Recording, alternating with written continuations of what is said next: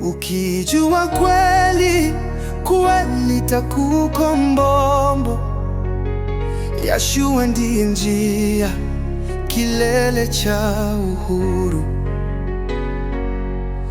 Kwa mwana utabaki nyumbani daima.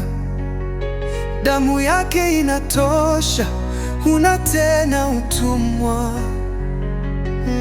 Sisi ni uzao wa Ibrahimu, hatujawahi kuwa watumwa. Uhuru hakuna maanisha nini? Basi tuna sheria, hekima na mfalme wetu. Kwa nini useme tunahitaji kukombolewa? Nitambuleta utumwa wa roho, aliye mbali na mimi hajui Baba wa mbinguni.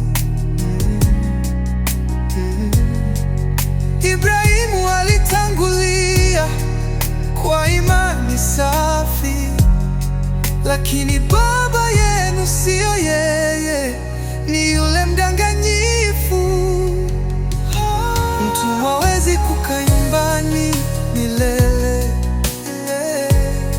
lakini mwana hukaa katika nyumba ya baba daima, daima.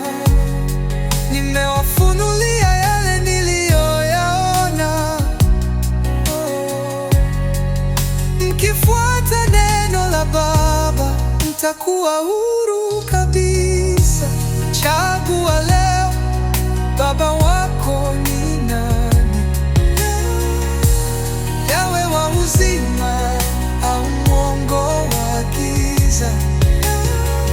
Kama unamjibu kwa ndio, ukoo wako utaimarika. Kwa damu ya mwana utapata ukombozi wa kweli.